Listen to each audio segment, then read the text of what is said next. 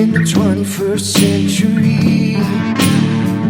Hard-working people working hard for you and me. Moving higher, time and time again. Through the years you'll find us here. Moving higher. Hello and welcome to Moving Iron Podcast Markets with Chip Nellinger. Chip is with Blue Reef Agri-Marketing out of Morton, Illinois. And this edition of the Moving Iron Podcast is brought to you by Dawson Tire and Wheel, the premier ag tire and wheel provider in North America, helping people grow. TractorZoom delivering insights, and Dryshod Boots, the official work boot of Moving Iron Podcast. Chip, how you doing this morning? Hey, doing well. How you doing, Casey? Man, better now that I finally got to spit that all out of my mouth. My goodness, I take 27, you know. So there is I know the feeling. I didn't even know what day it was this week. It's like Groundhog's Day. It's like it's crazy. Every day's the same. Yep. So I guess let's talk about ethanol for a minute. So I'm not an ethanol expert, don't claim to be. I don't know anything about it other than what I briefly pick up. But as I kind of poke around and look around and see what's going on, it seems like to me that if there's the 10% mandate on U.S. gasoline, that 10% of it has to be ethanol, even if half the country opened back up within 20 or 30 days, the ethanol market should be have such demand for corn that you should be this corn thing should kind of take care of itself, and we should start seeing some movement in the market. But that's also seems like that's a very easy answer. So usually the easy answer is not the right answer. So I guess what's your thought on what you see happening out there with ethanol, and I guess what are some of the indicators that you're watching there now? Yeah, no, I think you're right. I think a big fix will be to get people back driving again, and the sooner the better. And we've already seen for 2 weeks running a little bit of a better uptick in gasoline demand than what the market was expecting. Right. And even right now, as we're talking, nearby gasoline futures just under 92 cents a gallon. And 2 weeks ago, that was in the low to mid 50s. So we've seen a nice little rally in the energy markets on the expectation that people are starting to slowly get back to work, get on the roads and driving. And that will certainly help. I don't know that's one that will be one avenue to help ethanol demand. There's also some, and I'd preface this by saying I'm not an ethanol expert either. It's a very complex, industry, and there's multiple inputs, right? So it's not only that 10% mandate, but there's also some discretionary blending as well when it's profitable to do some. So then you've got the spread between ethanol price and unleaded price is a big influence. You also have the input side of that for ethanol plants, which is what price can they buy the corn? What price are they selling DDG? So there's a lot of moving parts in this thing. But certainly one big issue is going to be the faster we can return to what is a normal average summer driving pace, the better that's going to be for the ethanol industry. And some of the early indications are that we're starting to see that come back faster than expected. And it might kind of be fits and starts, because some states are opening back up and others like Illinois, where I'm at, you're beginning to wonder if this governor wants to open back up in calendar year 2020 or ever. So it's going to be a little bit of a new paradigm as far as getting people back on the roads again. Yeah. All right. So this week, today was a weekly export report came out, and the market seemed to had a pretty favorable reaction for most of the day to what was going on in the marketplace. So I guess talk about what happened in the exports. Yeah, so exports were actually just kind of middle of the road. They were decent. in everything, but not just blow your doors off on the grains. And so it more importantly, you started to see some more Chinese demand, right? China bought some beans earlier in the week, and there's rumors that they're getting ready to buy some more. They bought I think about 800,000 metric tons of corn, so another batch of corn. They've been a good buyer of sorghum. They bought some cotton. So this comes after some hard talk from President Trump saying, "Hey, we're gonna have one more meeting on this phase one trade deal within the next week or 10 days.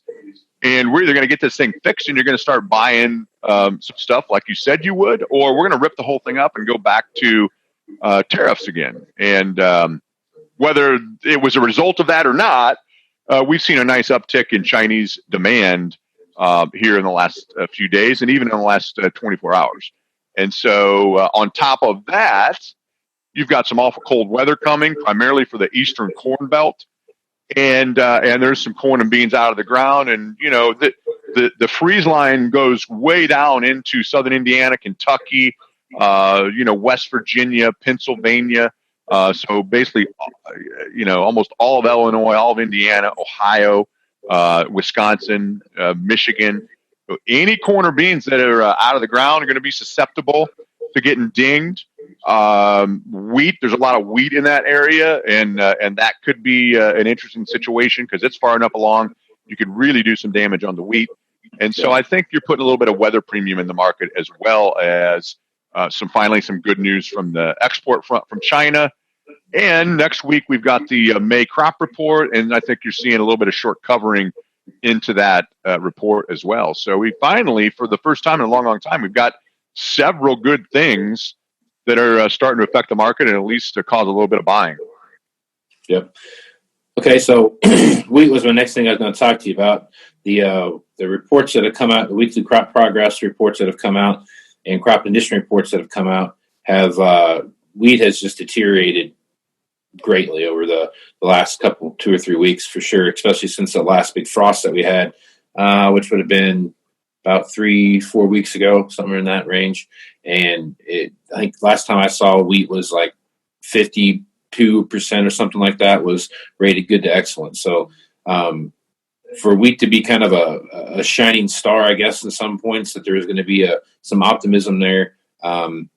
It looks like a weather event is going to change that, but we haven't really seen wheat move much in any positive direction. So I guess talk about the wheat market, what we see happening there. Yeah, wheat's been a little bit volatile. We put our highs in wheat, shortly after the first of the year. We had a big rally back, basically right ahead of the main part of the virus shutdown. Normally, coming into harvest here, you'd set back, and we have, I guess from high to low, the Chicago wheat market set back about 70 cents in the last month off the highs. Now it's starting to stabilize and rally a little bit, as you mentioned, out your way on the Kansas City wheat. That freeze from 3 or 4 weeks ago, I definitely had an effect, as it did out this way. And now with some cold temperatures coming in here, overnight Friday into early Saturday morning, really could, cause some problems on the wheat side of the equation. So we may be, still have some life left in the wheat market.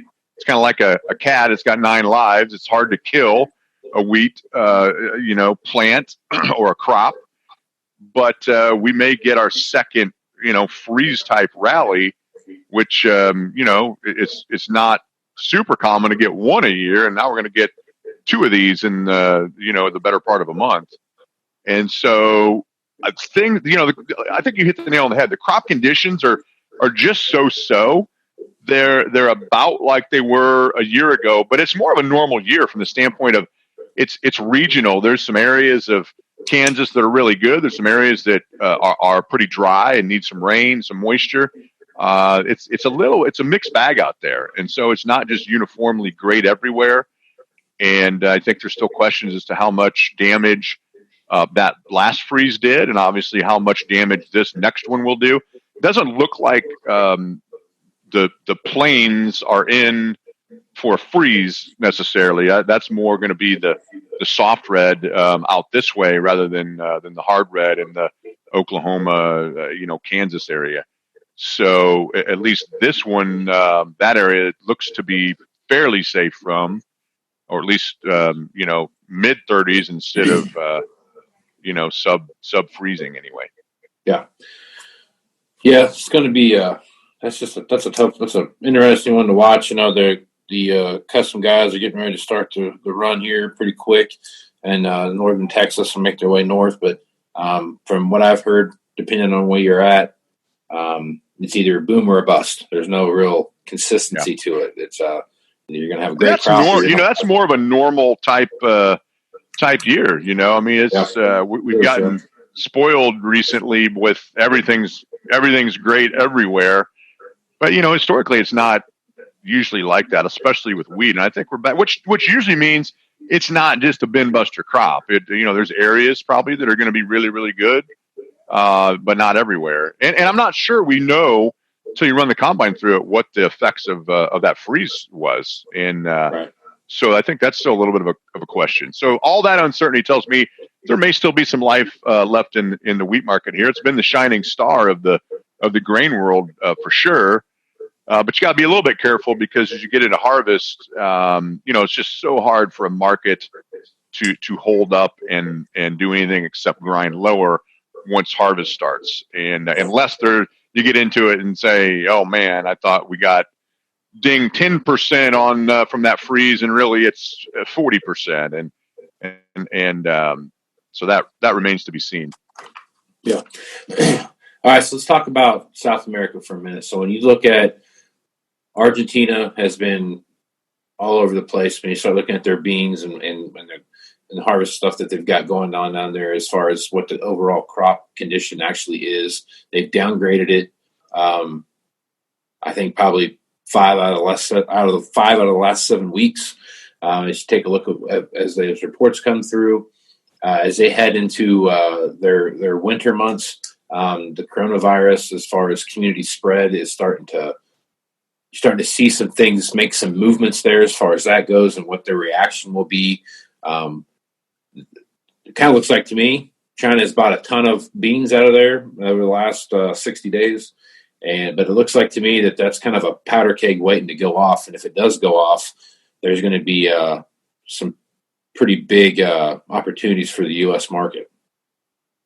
Yeah, that's I agree with you. I think that's something that's been in the back of my mind for a while. But just from the seasonality, right? We're starting to warm up. They're starting to cool down and get into their fall and winter. And, if they are going to fight that and it becomes an issue logistically with getting it can take several different forms, not just getting, keeping their ports open and getting stuff out of the country, but it could, really hit agriculture. They export a lot of meat as well, especially beef.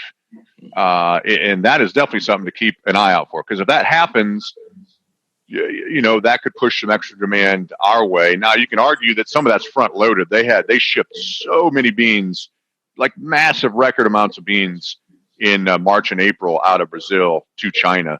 Some of that's a little bit front loaded, but certainly if they're going to have a problem logistically with their supply chains in Brazil, that definitely could send some extra demand our way, from a grain standpoint and from a protein standpoint, maybe even from an ethanol standpoint.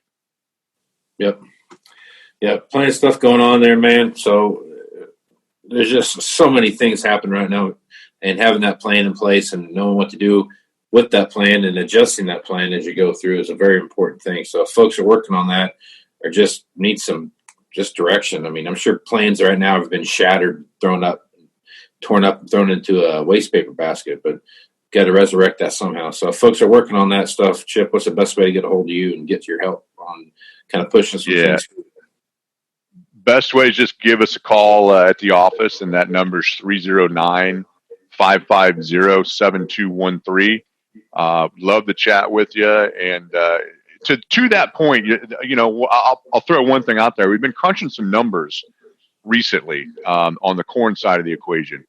And to a lesser extent, this is going to be the case in beans. And it feels like, oh man, it's just, there's no bright spots and it's horrible out there. And if we go lower, we got a high chance of going lower. What are we going to do? Crop insurance is such a big part of this. So everyone's different, but it makes sense to crunch these numbers on your own farm.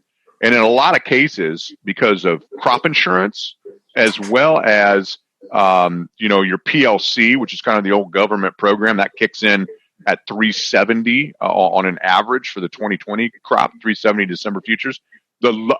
Interestingly enough, the lower you go right now in corn, the more you actually make via crop insurance and the PLC payment. And so that has implications on A, what is your crop insurance plan? B, when do I sell? And if you sell too low, it kind of defeats the purpose of some of that crop insurance. So I'm rambling a little bit here, but it's really kind of counterintuitive that the lower you go right now, actually, the better it is from a financial standpoint. And it doesn't make any sense until you see the numbers, and it really can shed a better light. So you got to have a plan is the point. That's a long way of saying you got to have a plan. You got to know where you're at. You got to know what your numbers are. And if you need help with that, give us a call. We'd be happy to chat with you. All right. Good stuff, Chip. Well, I'm Casey Seymour with Moving Iron Podcast. Make sure you check me out on Facebook, Twitter, and Instagram at Moving Iron LLC. Also check out movingironllc.com for all the latest stuff that's going on with Moving Iron as far as some blog posts. Just posted one here this week, so go check that out. Also check out the Global Ag Network and the great podcasters there. If you're interested in coming to the Moving Iron Summit, make sure you reach out to me at Moving Iron Podcast, movingironpodcast.com. I'll get you all the information on that. So until next time, I am Casey Seymour with Chip Nellinger. Let's go move some iron, folks. Out.